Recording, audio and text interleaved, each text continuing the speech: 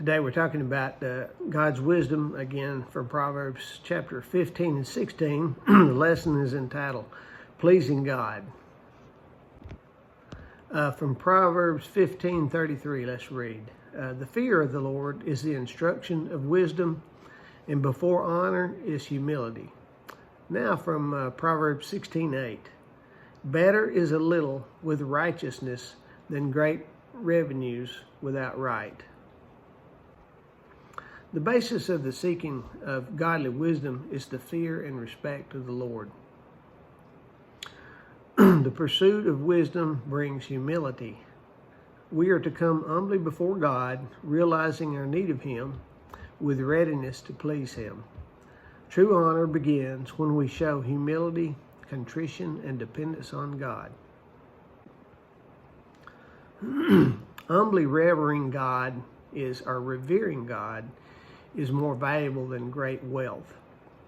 The pursuit of wealth is not the same as the pursuit of God. God Himself is valuable above all worldly riches. The wisdom of God is shown in fearing the Lord and in trusting and pursuing Him. This is the greatest treasure of life, out of which all other treasures and blessings of God come. Now, under the heading of accountability established, let's read Proverbs 16:1. The preparations of the heart in man and the answer of the tongue is from the Lord. And then from Proverbs 16, verse 4 through 5. The Lord hath made all things for Himself, yea, even the wicked for the day of evil. Every one that is proud in heart is an abomination of the Lord. Though hand join in hand, he shall not be unpunished. And then Proverbs 16:9 says, A man's heart deviseth his way, but the Lord directeth his steps. God holds people accountable for their actions. We're accountable for our words, even as God orders our words, for from the abundance of the heart, the mouth speaks. God's sovereignty and our accountability exist together. The Lord has prepared everything for His purposes, whether good or evil. This does not free us. We still are accountable for our actions. People with a proud heart will be punished.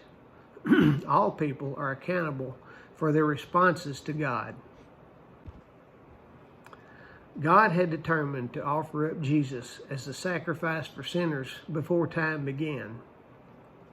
Acts 2:23 says, Him being delivered by the determinate counsel and foreknowledge of God, ye have taken and by wicked hands have crucified and slain. Yet those who killed Jesus will be held accountable. There was not another plan. There was not a plan B by God. The plan A was that Jesus would come and die for our sins. God's plan from the foundation of the world was to save repentant sinners from the penalty of sin by means of the cross. Even the wicked fall under God's sovereign rule. A wicked and sinful heart expresses pride. A proud heart is detestable to the Lord. Anyone with a proud heart will not go unpunished. The arrogant and prideful will face God's judgment. People make plans and decide the way to go,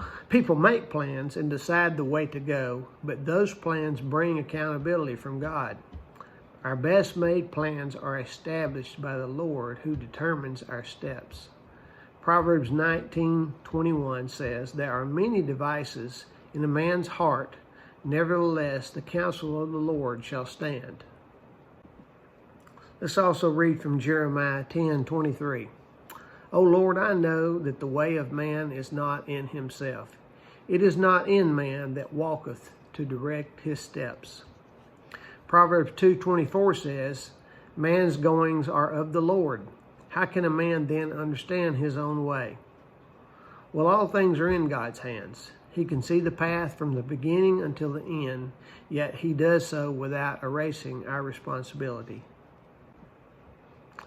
Okay, let's divert our attention to another chapter in Proverbs just real quick because it's very important. We're going to read the six things that God hates from Proverbs 6:16 through 19. These are self-explanatory.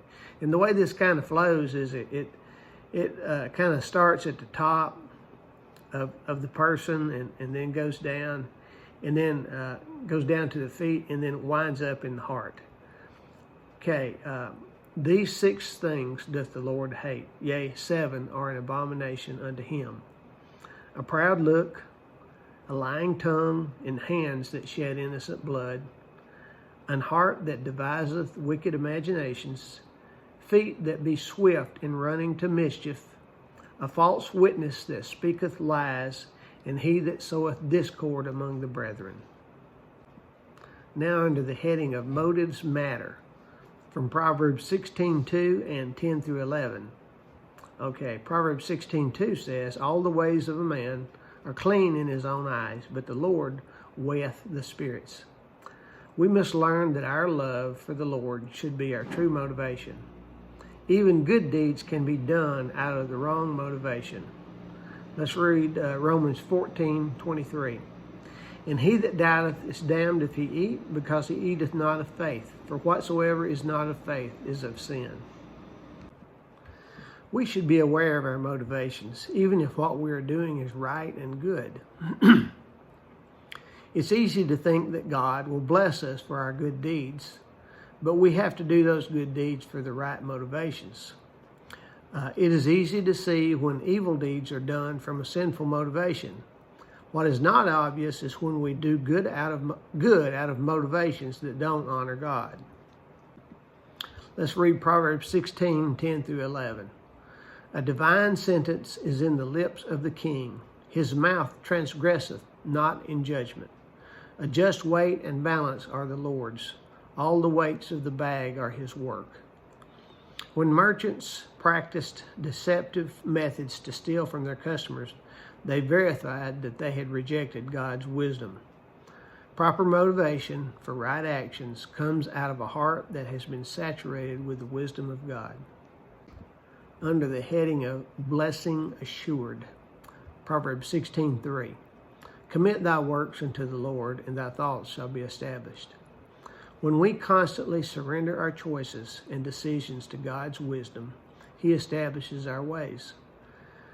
Proverbs 16:6 through 7 says, by mercy and truth iniquity is purged, and by the fear of the Lord men depart from evil. When a man's ways please the Lord, he maketh even his enemies to be at peace with him. When we make choices and decisions based on the wisdom of God, the way of righteousness is established. When our ways please the Lord, he makes even our enemies to be at peace with us. Romans 8:28 says, and we know that all things work together for good to them that love God, to them who are the called according to his purpose. Now here's kind of a summary of these key points. Believers demonstrate wisdom by seeking to please God in all they do. All people are accountable to the sovereign God. Pleasing God is born out of a right relationship with him and is seen in right attitudes and actions. God's blessing on those who please him are seen in him giving stability, rescuing from sin, and peaceful relationships with others. Thanks.